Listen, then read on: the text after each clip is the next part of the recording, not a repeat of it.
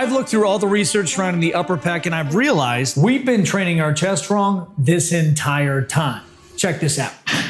Everyone from Jeff to your friendly neighborhood exercise scientist to really anybody who's ever made content about the upper chest depicts it being either a quarter or a third of the size of your chest. But the problem is that's not correct. Exhibit A. Cadavers of the pectoralis major that show us that the clavicular head might actually be a lot smaller than we previously thought. Now, I understand that most cadavers are dehydrated old people that look like one of those Tony's pizzas that you forgot in the oven because you got too high, so it might not be a good representation of what the actual chest looks like. But we can also look up MR images of a healthy pectoralis major and see that the clavicular head is so small, it pisses you off. It's important to understand that the clavicular head only originates on the medial half of the clavicle. Some people will show it connecting all the way down to the manubrium, but that's your sternocostal head. If we bring back up the omega level chest of Franco Columbu and repaint that thing by numbers correctly, even though it looks like there's a clear upper and lower half, what most people fail to realize is that the sternocostal head is actually made up of 6, sometimes 7 individual segments.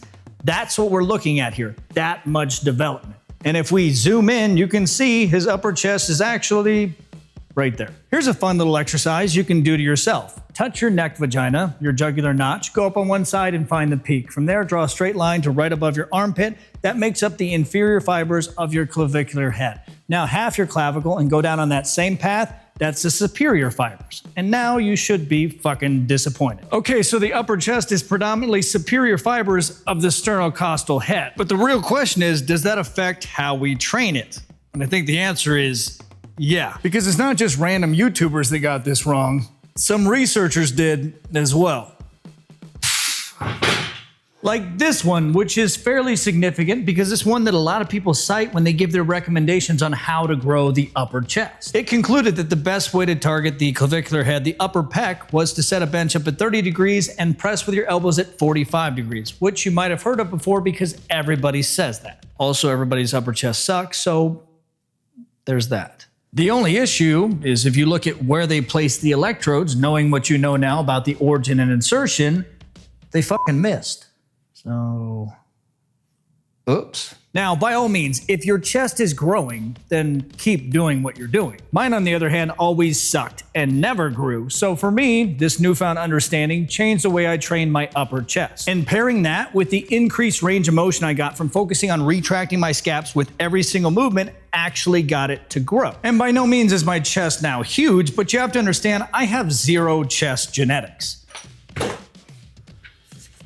This is me as a kid. There is no chest, it's all nipples, and they're not even good. They're like udders. Somebody should have milked me. So one of the things I've changed in regards to targeting the sternocostal head is that previously I would max the bench height out at 30 degrees and keep my elbows at 45 degrees because that's what I read. But now that we know that the upper pec is actually mostly attached to the sternum, when I train upper chest, I'll go as high as 60 degrees sometimes and not worry about the anterior delt jumping in because that's more dependent on your ability to retract your scaps and move those shoulders out of the way. Most of your upper titty meat is just the superior segments of the sternocostal head. And I treat it as such. That means not pressing with my elbows at 45 degrees, but actually abducting as I go into the eccentric and then adducting as I contract up. I've also changed the way I train my clavicular head as well, because even though it's small and stupid, if you take a look at your grandma's dead body that you thought would be a good idea to donate to science, not knowing they would hack her up into little pieces and test the 18 muscle subregions that cross the glenohumeral joint,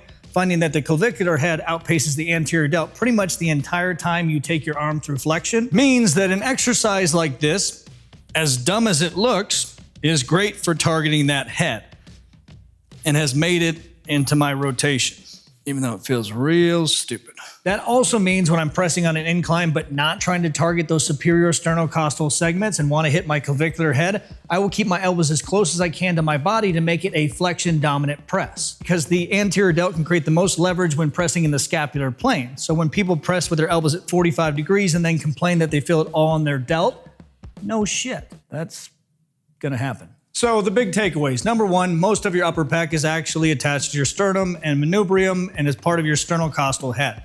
So don't be afraid to increase the angle of the bench and abduct your elbows to create the most length on that head. Number 2, the clavicular head, albeit small and stupid, is best targeted when taking that arm through flexion. So you can do that dumb exercise I showed you, or just make all of your presses flexion dominant presses. And that's it. Once you start doing those 2 things, your upper chest will suck a hell of a lot less. And if you're one of those people that think you've gotten a lot bigger in a short period of time, it's increased frequency. If you want a program that does that, get the upper lower program. It is rough. There's a garage one as well, just in case you live at home with your mom.